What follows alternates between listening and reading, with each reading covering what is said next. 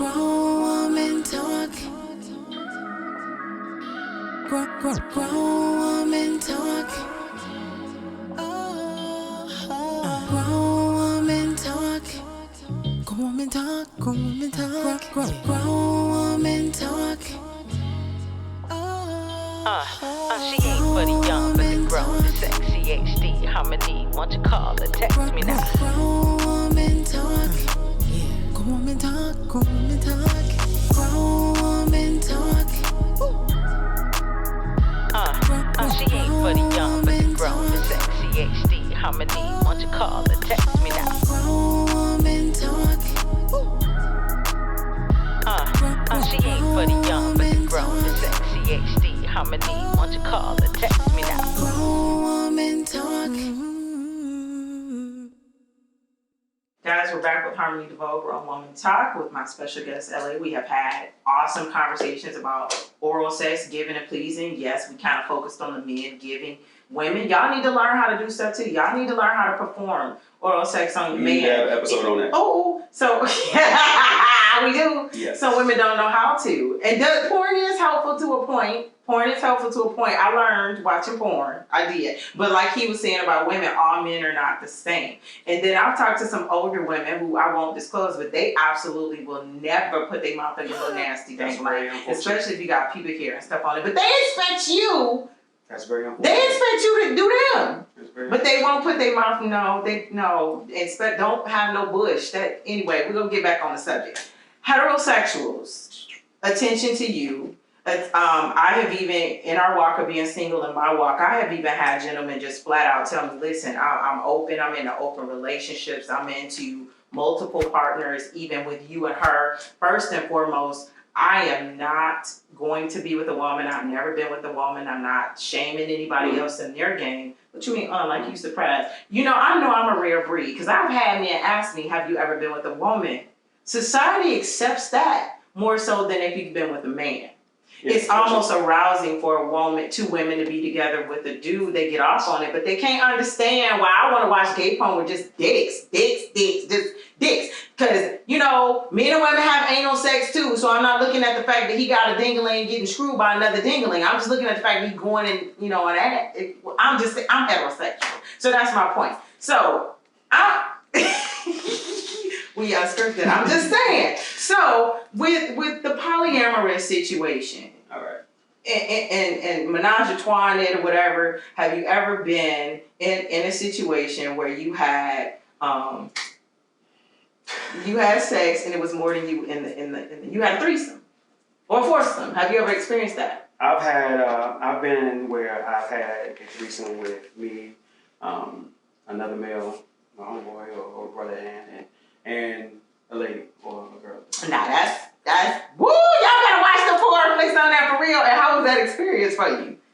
I mean, I was younger at the time, so it was all about. Was she older? Yes. It was more than once, but at that time it was we were younger, so it was really all about me. Was she older than y'all? She was about a year too young. Oh, that's it. Yeah, about the same age. So the first time you experienced the threesome, how did you feel? How did you respond to that? How was that interaction? You know what? It was I was all about. Here again, I was younger, right? So around 20, a little less. So it was, I had my family. So it was experience about me and my boys. It was about me and my cousin. And so she already knew what it was, because when you're younger that way, Right, yeah. you're just young minded. So the experience was more so about me and my boys. That's what it was. She got taken care of and everything, and I actually just left. I let them. Why you leave? Oh, you know what? It was I had two of my cousins. It was two of y'all? So it was three dudes and one chick. Oh, what the hell? It was younger. But you know what's so strange about this? And the men can chime in and comment. There are so many men who have experienced threesomes and more so than women. That's my opinion. I don't know. I could be wrong because I ain't never experienced all that. But I'm saying, You say it's more. I've come across a lot of men in my dating life or just having conversations it's almost very common that they've been with multiple partners at the same time. 2 women and a man, or 2 men on a woman. And it's almost like, again, I'm a rare breed because I've not experienced that. And I'm kind of old school with that kind of thing. I don't want to share. I don't want no woman sharing my big link. If I'm watching a woman screw my man, I'll be a bust upside her day. I'm just, no. And then what if he's more turned on with her than he is with me, or vice versa? You're going too far. However, explain this polyamorous shit. Hold on. Explain. Hold on. You're going too far. How? Because if you have expectations, and here again, are we talking about relationships where you're dating and then you're moving on to marriage, or are you just talking about being a freak? Okay, so let's start from ground zero. Because you're in a relationship with somebody, both of y'all having a conversation about potential of having another mate in. I have been approached, I have been solicited by a married couple saying, hey, we both find you very attractive, we think you sexy, and we would love to have you in a threesome with us. What the hell? And y'all in church? Y'all going to church? It'd be them church folk. I'm just saying.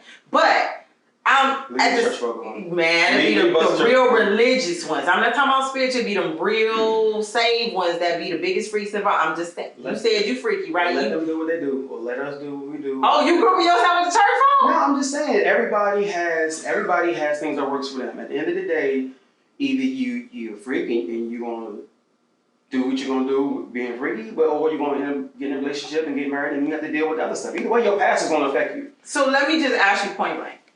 Are you polyamorous? I am not polyamorous, but I have found myself in a situation where I did want more than one woman. And did you discuss it with both? Eventually. So you cheated at first? So I was a cheater. So it allowed me to be a cheater because I was not forthcoming. I was not honest from the get-go. Now, do you believe in the saying, once a cheater, always a cheater? I do not believe that. I have a girlfriend that feels that way too. I do not believe that, because life presents itself for you to want more and to change, but you have to be receptive to change. If you really want, like I said, I was married before, and so if I did wrong and I want my woman to believe in me, there are things that I need to do differently. Now, if I'm not ready to do those things, I need to have that hard conversation with myself and not make promises that I can't keep. That's hard. But then it allows you to have to say, okay, you know what? Because once you've been hurt, I've experienced hurt, and I've been the one to give it hurt. But and once you realize if you really truly care about someone, you don't want to let them experience that again. So that also brings us into the hypersexual versus hyposexual situations, because when you're in a relationship and or marriage, and you're with somebody you're not necessarily sexually compatible to, meaning you're hypersexual, you like sex all the time, 2, 3, 4 times a day if you could, every day, but she's not. To me, she's hypo, which she can live without it. She ain't stressed, maybe some things happen to her in her lifetime, or in between. Sometimes you could be in the middle, but because of work, because of life, because of things that happen in a relationship, you may not have the energy when you get home to do those things, and say you hypersexual want it all the time. It can create, and you clarify for me, a situation where there's insecurity with her or infidelity in the relationship. Do you feel that, now what if y'all both hypersexual, would you get bored with each other, same positions? Because I remember when I was married, I knew what position my ex-husband liked, and I knew what positions I liked. I even knew when he was watching the same porn tape I was watching, because he liked certain parts and I liked certain damn parts. Wow. But it got kind of boring. So you have to keep it lively. Do you feel that being hypersexual, and say, have you been partnered with somebody that was hyposexual? I've been both. Because typically, I've been attracted to older women, so now, I know what it's like dealing with women who are, menopausal, or they're actually young and they have all the energy, and then they've been watching a lot of movies and whatever. So it's been both. But I'm gonna tell you though, there's a challenge that comes when you do enter a relationship after that high is gone, after that excitement is gone, where you have to really tune in to, okay, we're grown now. We working, you working, I'm working. You have to have either a date night. When you have kids involved, you need to have a date night, or have certain time set aside where you all can be with each other. But you really have to be unselfish and be in communication. If you're not, then you're going to deal with potential infidelity and dealing with why is my man looking at someone else. Why we can't talk about it? Why we can't just have a conversation where you can say, babe, can we talk? I'm not happy right now. I feel like we ain't having sex enough, or we have too much sex, or you're not pleasing me right. Can you? Well, can you touch more? Can you this more? I mean, what I think in hindsight, which is always 20/20. Now, when I date, one of the first things that I ask a gentleman is, "What's your love language?" Because, and it's a good icebreaker too when you're dating to even do the test. I'll send you the link. Do the test. And if I see that he may be words of affirmation or physical touch, that actually excites me to the point to know there's some potential there that we might be compatible in that area. If he breaks out and says he acts of service and I'm words of affirmation, child, we probably not going to get along from the start to go, because I like words of affirmation. I like to be told that I matter to the person. I like to be told I turned you on. I'm a vocal person. So let me ask you this: can you change? Can the love languages change? Hell no. Love languages can't change. Hell no. Can someone be taught to do acts of service? Shit. Acts of service is community service. Acts of service is doing for other people. Acts of service ain't doing for me.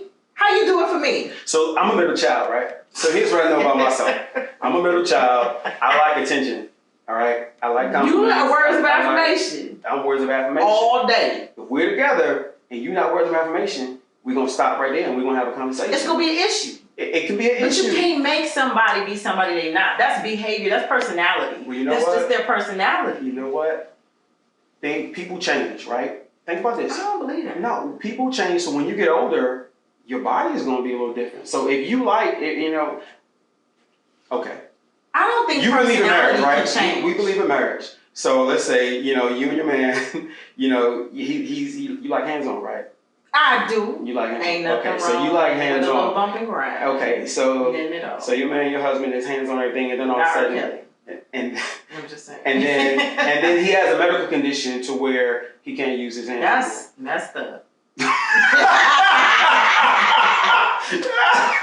That's. What you gonna do?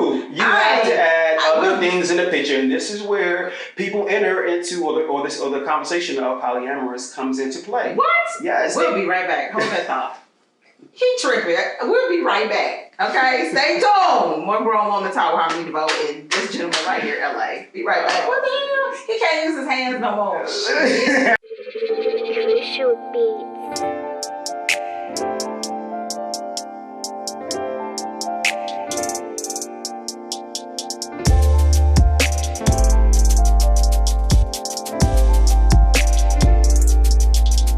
The design of you got me thirsting for you, and it's more than justified every single time. Going round for round all day and tonight. Easily repeat again. I need it again. Riding, flipping, ripping, just ripping it, yeah. The you in your back, that beat that points to that. Damn, I love you. On you.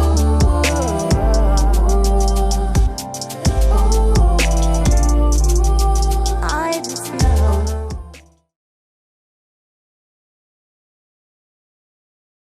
And we're back, y'all. This is like the final stretch of Grown Woman Talk with Harmony Devoe. I gotta thank my boy LA for coming and being so open and interactive about men, relationships, pleasing, what doesn't please. But you ended that last one talking about my husband not using his hands no more. Listen, if you love and you believe in marriage and you believe in longevity, or if you have an arrangement with someone, you have to bring other things to the table. How does polyamorous come into that? How does having a listen? I'm not an expert of polyamorous and everything, but I do believe that so I haven't had a threesome with two women and myself. Okay. In a relationship, but when that conversation has come up, the trust issue definitely comes in. It is a trust issue. So this is where I'm not familiar, even with being in an open marriage with swingers, things of that nature. And again, if that's your lifestyle, not shaming you for your lifestyle, I need you to educate us. Definitely comment, engage Tell us what's going on, because some people with closed mindsets don't really understand outside of being heterosexual with one partner what that's about. Because to me, in my mindset, if I'm in an open marriage with my husband, like, and I'm not referencing Jada or Will Smith and their lifestyle, we don't know for sure. It's been suspected that that's what they do. And there's other couples out there that do. And if that's your thing, hey, much love to you. But having the conversation with my husband, hey, you know, what do you think about us bringing a third person into this? Or what do you think about, I saw this chick, she's cute. Why don't we have a night with her? Or I saw this dude, how do you feel about me having sex with him? And you watch.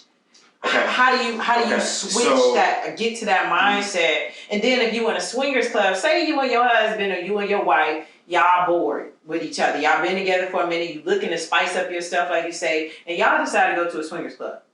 First of all, if that was me, first of all, I'm gonna have a mask on because ain't no damn body gonna know I'm up in the swingers club, and I'll be watching because I'm a voyeur. I just want to watch. Y'all ain't gonna see me screwing nobody, but I'm just gonna watch people fuck. Ain't nobody gonna know who you are. Exactly, because I'm having a mask on. And they gonna have bowls of condoms. You been to a swingers club? I heard they be having bowls of condoms and everybody just be getting it on like eyes wide shut or something. I have not been to a swingers club. Me neither, but you ain't gonna come there. I've heard about it. Yeah, you you know. ain't gonna see me. I'll be like, ooh, fucking her up. I'll be in the corner like, oh my God. I don't think it's too much difference though. I don't think it's too much difference, you know, from seeing it, you know, from seeing it on I mean, listen, if you're familiar, let's say like you've been to like a new beach, right? I've never been to a new beach. You never been to a new beach? I'm bored, I guess.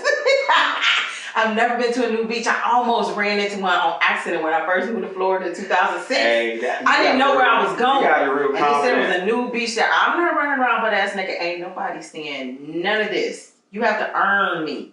I deserve you. I ain't running around letting everybody see all my goodies. So you been in a new beach? Tell it. You was at a new beach. How many times you go? Oh, nasty ass. No, I did a lot of traveling. So I remember one time when I went to Jamaica, I think last year, a couple years ago, you know, I went to a new beach and, yeah, I mean, it was a new beach, you know. Was you naked? Y'all was in the garden eating, everybody running around with I came from the back door, so I had my shorts on and everything later on. But I don't have a problem with really going to a new beach, but what's the reason that I'm going?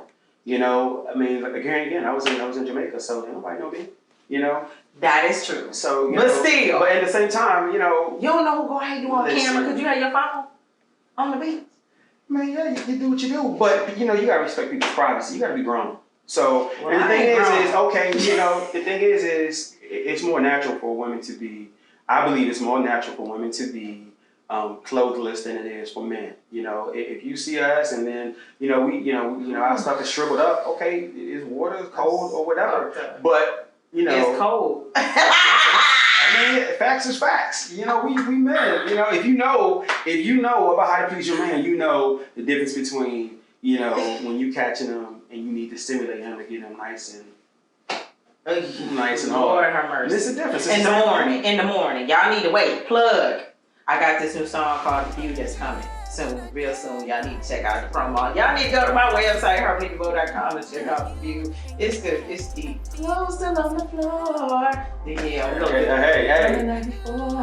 Yeah, all that good stuff. But anyway, back on what we were talking about. So polyamorous, I think that when you're in a relationship or you're in a marriage and so forth, and in this long term, the spice may have gone, or depending on the dynamics of it, I do believe that you need to add things into the mix. The problem is when you're old school and you don't believe in that, or if you are really punctual on not doing certain things, then you're handicapping the growth of your relationship. Wow. Because you need to allow for life to happen. Life happens. You work. I remember one time I was working. I was gone for like months and so forth. This is when I was engaged, and the expectations that they need to have. And so when you come back, or even if you're working, long hours, when you come home, you're gonna be tired, or maybe she's been waiting for you. You have to bring in toys. Why not? If you're not polyamorous, why not bring in toys? Ain't nothing wrong with bringing toys. What kind of toys you talking about? What kind of toy? Okay, so with the toys. What kind of toys you need? And I don't need you to use no fake dingling on me when I have a real dingling right there. So are you open or you not open? To what? If your man, wants... You were in a marriage before, right? I don't want no fake dick. No fake dickness. No fakeness. No fake dickness. I'm think he's just fake? asking. You can feel the difference. So with my coochie can feel the difference between fake dingling and a real. She ain't no joke. So why dykes be using that? You Why can dykes be have- using? Why lesbians use? we don't call them dykes. We don't call them Some of them that. might be called that. Lesbians. Lesbians or Well, if they like homosexual butcher women. femme, that's Homosexual them. women. We gonna Why do women poetically like using? correct. Why do they like using dildos? Now we're not gonna talk about they as a whole generation because no women period. I am heterosexual and I'm an individual. Some women like fake dinglings. Well, I'm glad you don't. I have some think eager. men, I have my eager beaver. We like it when you don't like. I have a couple dildos. Because it can be very intimidating for a guy, you know, for a woman to want to use, you know. I have an eager beaver. I have fake dinglings, probably with dust on them in my panty drawer, because I never use them suckers. Now, I do believe in using bullets and clitoral things and things of that nature. There's other toys that you can use that are made. Does that take away from a man? If a man brings those toys into the play, does that take away from him and what he brings to the table? That was my question when I was married, and I had that question. Not particular to me. When overuse of I think toys, that's a very good question. It is, but to me, overuse of toys makes you desensitized. So for me personally, it's something I don't use unless I absolutely want to but I'm single. I'm not actively having sex with people all the time. Okay. So I know how to please my damn self if I need to, but my point is it desensitizes and it makes it harder for the dude to help me achieve orgasm if I constantly use them. Now for me personally, I'm not into fake penises. I just don't. How should a man talk to his woman if they on the verge of having sexual issues? Because this is where communication comes into play. How can you be on the verge of having sexual issues? If you either got them or you don't. You mean compatibility? Because long before you even reach that point, you should know if you're compatible with that person. I'm talking about you're in a relationship, schedules are off, or people change, and you're not having sex as much. And you're hypersexual. Yeah, you're hypersexual. You want it. As men, you know, a lot of times we like Porsches. You know, we ready to go. There could be something, you know, and we be ready to go. As women, a lot of times you have that. You like 12-gauge truck. You know, you gotta hit gears. We gotta send you notes. We gotta send you texts. You know, we gotta give you compliments. We gotta tell you your makeup looks good. Consistency wins results. Yeah, that's and part of the issue though that men don't do. They not consistent. What you did to get me should be what you doing to keep me. Because I have to be. That's a whole nother conversation. I'm saying that's a whole nother conversation. Start getting boring. As women, I've experienced where women, you know, you all are nurturers. You all are. You have that motherly instinct, so and you believe in men. Come on, y'all women, y'all believe in men. You see, oh, we got that potential right there. So then, what happens when you start making these promises? And that's saying, you talking. That's you talking. That's you talking because when you start making promises and you start giving indications that you will do these things, you will have sex 3 times a week to please your man. You are up for a polyamorous or for how long? For 20 years, you doing it 3 times a week? No. Man, you what I'm die. saying is, if you're gonna say what you just said, that that what you did to get me, Lord forgive me, what is what you have to do to keep me. I just called your name while this man was talking on the side of his bed. Listen, there was a rapper. He said, you know what? When I meet a chick, first thing I'm gonna do is I'm a slap her. I'm gonna shake her. She said, why you do that? He says that you'll never have to say you don't treat me like you used to. That is funny. That just ain't funny. Ain't nothing funny about that. Listen, consistency your though. Let's be consistent. Expectations range. They range. So yes, it is nice for you to keep the same thing when you're in a relationship, but you know, how do things change? Your relationships evolve, and you have to know how to handle that. Which I agree 100%. But back on you thinking that personality can change. Personality never changes. Behavior can change. But a lot of times women, what we do is we'll see your brother, like you said, with potential and think we can change him. Mm-hmm. You cannot change a grown-ass man. A man will change if he wants to change, and vice versa. And if you met him and he was not faithful, chances are he's not going to be faithful to you, or vice versa. You need to have those hard conversations, and trust is going to be an issue. For me, if you know from the start of go that I'm a words of affirmation person and that's important, and I know you're not, I don't agree that you're going to change. That's part of your personal makeup. What you are, your character cannot be changed. And if you change it or alter it, you're being fake. And that's going to lead to you being in a situation where you're malnourished, where you're not happy because you're trying to alter you for me. Okay, fair enough. Fair enough. I do believe that it's easier to have those conversations prior to a relationship. Correct. To make sure that you're equally balanced and Definitely you on know, point. and all that, because it's easier when you move in sync. When you move with each other and you're fluent, man, you can conquer the world. And I think a lot of guys, we want that, but we want that, we need that. And so it's a beautiful thing when you can do it, but when you're not, it's very awful. You waste a lot of time, a lot of money, and a lot of energy. And I think, you know, for me, that's one of the reasons why I'm trying to hold off from not being in a relationship. I was just about to ask you that. I'm glad you brought that up. I was just about to ask you. Because it's harder. It's harder for you to play makeup whenever you do, if you do face infidelity, or you do face those rocky roads. When trust is lost, it's really hard. I do believe, I'm a believer, I'm a love child. I do believe that you can get things back on track, but it takes so much to do that. But being single is, you know, is not to be glorified. Being married is not to be glorified. I truly feel that we were created to be in partnership. That's why our whole existence is here. That's why Adam and Eve were created to partner, to cohabitate together, have children, all that good stuff.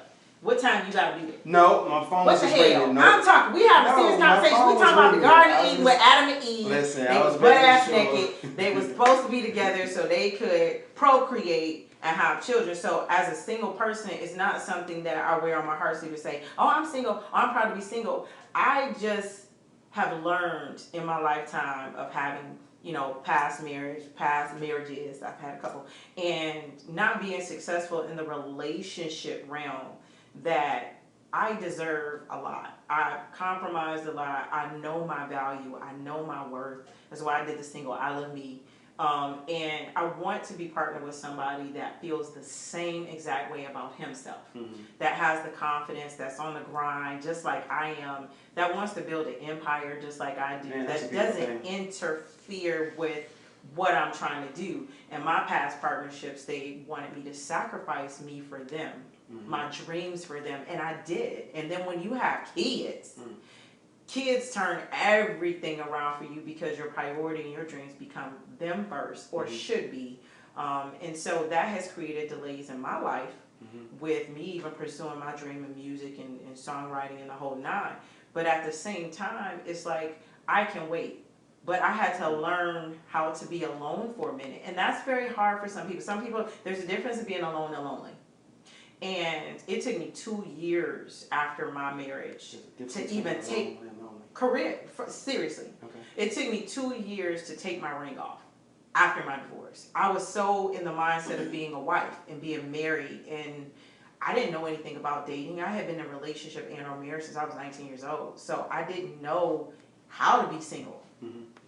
And once I learned how to be single, I enjoyed it because it was peaceful. There was no drama. I decided what I wanted to do when I wanted to do it. I didn't have to call and answer no damn body and say, "What time you gonna be home?" When I damn get home, that's what time I'm be home, because I'm grown and I can do what I want to do. But that doesn't mean. I mean, sometimes you are lonely. That can be a beautiful. You get lonely. It can be a real beautiful thing when two people are on the same page and they're balanced, you know, and you know, you have expectations that are being met or being surprised, you know. It can be a really beautiful thing. But when it's challenged, you know, it's hard to kind of get that back on track. That's why communication is so important. I was thinking last night when I knew we were having this, you know, I was kind of thinking about the questions you were going to ask me and so forth. And unscripted. No, unscripted. I told him I wouldn't set him up, y'all. I told him I wouldn't set him up. We grown. I'm confident. You know, this is good stuff. But I think that because you know, I've been asked this question. You know, when you're a man and you're single and you're really ambitious, you know, you're ambitious, which I am. And a lot of times you get the question, you know, is she that one? When you gonna find that one? And I think I like to find that one when it's like, you know, the scenario of me being on the football field and I'm a wide receiver. You know, you already know you have battles coming, challenges. But you know, when I'm running my path, my routine, and I'm throwing the ball. I like to receive that ball being, you know, the woman, that I'm destined to be with. I like to get that in stride, True. And therefore I can keep going and we on the same team. She has me down, I have her down.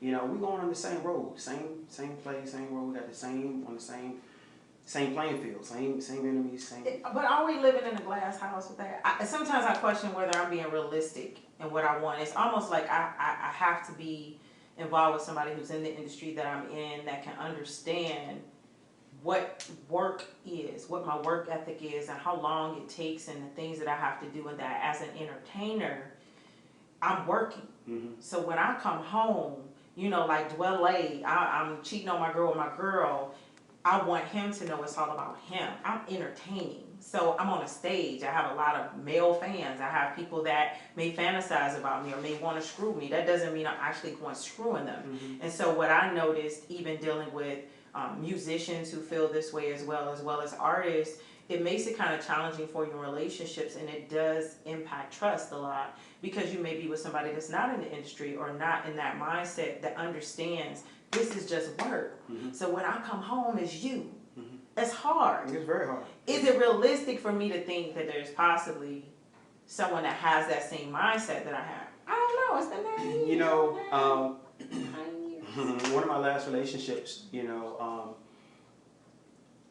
hit it off. We hit it off really, really great. We went like 0 to 100, and we were on the same page, and we were in sync with each other. And I was going through my divorce, right? So when you say alone, there's a difference between alone and being lonely. You need that time. I didn't allow that time. Yeah. And so that led to me going to someone else to consult with and everything. And then it eventually led to, and I was honest from the get-go. I was honest, that I was married, I was going through divorce and everything. But we still need that time to be able to love ourselves and to be able to allow, to be able to be comfortable with being in your own skin. Being in your own skin. So not to interrupt, we'll be right back. We're going to pay our sponsors right quick. And while you're waiting, I want you to check out my video, I Love Me. Because not only is it for women, it's a woman's anthem. But at the same time, it's reflective of what I've been through in my life. A lot of women have been through in their life. And you can't give love without loving yourself first and understanding what your worth and value is. So we'll be right back.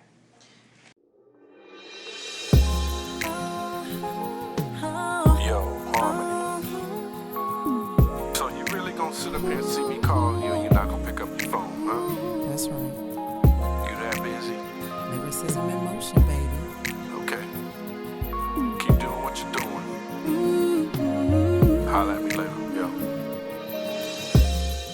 It's not that I'm ignoring you, but I needed some time for me.